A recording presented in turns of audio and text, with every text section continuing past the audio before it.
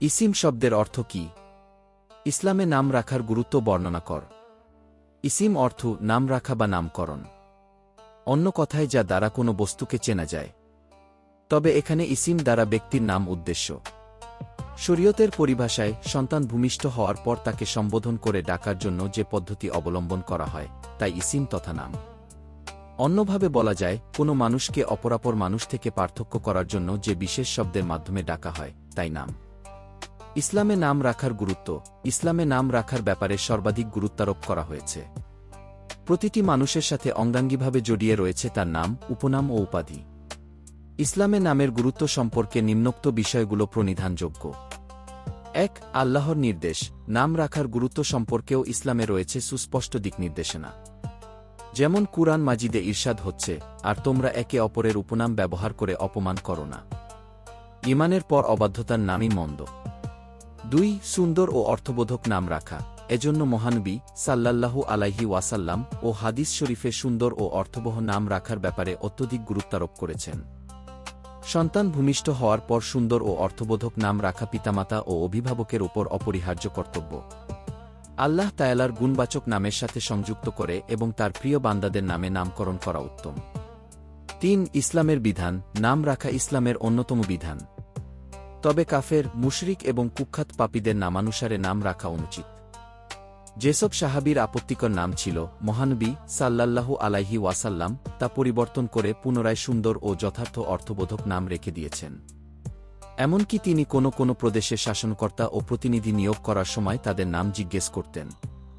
যদি ভালো নাম হতো তবে সন্তুষ্ট হতেন, অন্যথা অপছন্দনীয় ও অমার্জিত নাম পরিবর্তন করে নতুন নাম রেখে দিতেন। এমনকি তিনি মহান আল্লাহর রহমতের চূড়ান্ত নিশ্চয়তা প্রদানকারী এবং স্থানকালভেদে বিপরীত অর্থ প্রদানকারী নামও পরিবর্তন করে দিতেন। নবীগণের নামে নাম রাখার প্রতি উৎসাহ। মহানবী সাল্লাল্লাহু আলাইহি ওয়াসাল্লাম এর উপাধি এবং উপনাম সর্বব্যাপারে পরিব্যাপ্ত ছিল। কেননা সকল প্রকার নামই ব্যক্তি বা বন্ধুর উপর এমনকি চরিত্রের উপরও ব্যাপক প্রভাব বিস্তার করে। শব্দের প্রভাব রয়েছে বলেই গালিগালাজ বা কুটুশব্দ অপরকে উত্তেজিত করে থাকে। এমনকি এর ফলে হত্যাকাণ্ড সংঘটিত হয়। সুতরাং ভালো সম্বোধন ও নাম ডাকার সুপ্রভাব পড়াও স্বাভাবিক। ৫. পরিচয়ের মাধ্যম। নাম মানুষের পরিচয়ের মাধ্যম। কিন্তু অত্যন্ত দুঃখের বিষয়, বর্তমান মুসলিম সমাজ ইসলামের দৃষ্টিতে নাম রাখার এ মহান গুরুত্ব পরিহার করে দিন দিন উদাসীনতার দিকে ছুটছে। ইহুদি, খ্রিস্টান, হিন্দু ও বৌদ্ধদের নামে মুসলমানগণ নিজেদের সন্তান-সন্ততির নামকরণ করেছে। নাম শুনে বোঝা যায় না মানুষটি মুসলমান কিনা। আবার অনেক সময় দেখা যায় মূল নাম আরবি ও অত্যন্ত সুন্দর হলেও মাতাপিতা তথা অভিভাবকগণ ডাক নাম এমন শব্দে রেখেছেন যা অনেক ক্ষেত্রে অর্থহীন এবং বিজাতীয় সংস্কৃতির অনুসরণ প্রমাণ করে। ইসলামে কোনো ধরনের নাম রাখা নিষিদ্ধ। ইসলামে নিষিদ্ধ নামসমূহ। ইসলাম ব্যক্তির সুন্দর নামের প্রতি উৎসাহিত করেছে আর অসুন্দর ও মন্দ নামের প্রতি নিরুৎসাহিত করত তার তালিকাও প্রণয়ন করেছে। যেমন ১. আল্লাহর সার্বভৌমত্বের পরিপন্থী নাম। যেসব নাম মহান আল্লাহর সার্বভৌমত্বের প্রতীক তা কোনো বান্দার জন্য রাখা নিষিদ্ধ। যেমন রাজাধিরাজ, আমার প্রতিপালক। ২. আত্মহমিকা উদ্রেককারী নাম। যেসব নাম আত্মহমিকার উদ্রেক ঘটায়। যেমন বাররা তথা পুত্রবিত্র, পুণ্যবতী ও গুণবতী, আবুল হাকাম তথা হুকুমের মালিক ইত্যাদি নাম রাখতে নিষেধ করেছেন। ৩. দ্ব্যর্থবোধক নাম। যেসব নাম একাধারে ভালো ও মন্দ উভয় অর্থ প্রদান করে তাও নিষিদ্ধ। যেমন কারাম।